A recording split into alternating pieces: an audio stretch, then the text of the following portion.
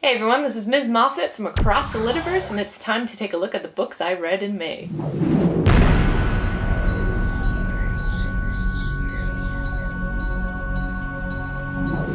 While convention season means I spend most of my weekends inside large concrete buildings, it also means I get lots of time to read while traveling, so I got through a tidy stack of books last month. That's a far better excuse for reading than when I got crazy sick in February, let me tell you. In May I read 8 books that totaled 1,619 pages, and none of them were from my 2017 TBR list, but minor details. So let's start with the novels. First I read Simon vs. the Homo Sapiens Agenda by Becky Albertalli. This one has made the rounds on BookTube, and I wanted to give it a shot, especially because the movie's in production. This book follows Simon, a closeted 16-year-old who's blackmailed by one of his classmates after this student finds Simon's private emails to another, albeit anonymous, closeted guy at his school. I liked the premise of this book, and I liked how Simon and the mysterious Blue created this safe space for one another to come out via email. I wasn't blown away by the writing itself, though. There wasn't anything that really captivated me, and there wasn't anything really eye-opening or inspiring, but it was still a fun book. I gave this one 3 out of 5 stars overall. Sorry, BookTube. I also read Kindred by Octavia Butler, but I'm gonna use this cover because it's my favorite one. Kindred was also the May pick for my book club. I was knocked out by this book, plain and simple. I love this one for its use of time travel to explore the long-tail effects of systemic racism in the United States. Dana is a 26-year-old African-American woman who's suddenly and inexplicably wrenched back through time to antebellum Maryland. I want to film a proper review of this book, so I don't want to go into too much detail right now, but Kindred was fantastic. I gave this one 4 out of 5 stars, and I want everyone on BookTube to read it. For manga, I read the first 3 volumes of Complex Age by Yui Sakuma. Complex Age is a 6-volume series, and I definitely want to check out the last 3 volumes. Nagisa Katura is a 26-year-old salarywoman who secretly cosplays in her spare time. What brought her so much happiness in her teen years is suddenly a source of stress and shame, namely because the outside world believes it's a childish interest. Older anime and manga fans like myself will completely understand this unfair perspective, and Sakuma offers a heartbreaking and beautiful portrait of a young woman becoming an adult. I like waiting until I finish a manga series to rate it, but I'm definitely seeing this one through to the end. Then I read All My Darling Daughters by Fumi Yoshinaga. Yoshinaga is the manga artist behind series like Antique Bakery, Oko the Inner Chamber, and What Did You Eat Yesterday? All My Darling Daughters is a standalone book that explores the lives and loves of a group of women who are family by blood and through friendship. I picked this one up because I've been on a josei kick lately, and I wasn't that impressed with it. I find with Yoshinaga's work I often lose track of the characters too easily because the narrative jumps between perspectives at such a rapid pace. And the character design is so similar that I can't differentiate between characters. I found it hard to understand the motivations of most of these women, and I think I was suffering from wanting a different book than the one I was actually reading. I'm not sure if this is fair, but I ended up giving the book 2 out of 5 stars. For comics, I read volume 3 of Ms. Marvel. And yes, I've got some serious catching up to do when it comes to the life of Kamala Khan. In Crushed, Kamala stops Loki from ruining her high school's Valentine's Day dance, and she meets a handsome young suitor who's not all he's cracked up to be. This volume had some nice shoujo-esque moments happening, and there was a lot of action toward the end, so I was content. Now I just need to get my hands on volume 4. And last, I tried my hand at a picture book, which is not my usual fare. I read Town is by Sea by Joanne Schwartz and Sydney Smith. I've seen this book on my Twitter feed exclusively, and the artwork looks so gorgeous I had to give it a shot. This one's set in a mining town down east in the 1950s, and it shows the typical day of a man who works in the mines and his young boy who will one day work in the mines. I thought it was good, but I do find Canadian books tend to get bogged down in maintaining historical accuracies and not so much crafting stories. And that goes for adult books as well. I did love the art though, so I gave this book 3 out of 5 stars. So that's what I read last month. Now if only I could get this summer reads thing figured out. Maybe I could set a seasonal TBR for myself too. If you'd like to see what I've read so far this year, I've left a link to my wrap-up playlist in the description below, so do check it out. As always, thanks for watching, and make sure to subscribe for more videos from across the Litiverse.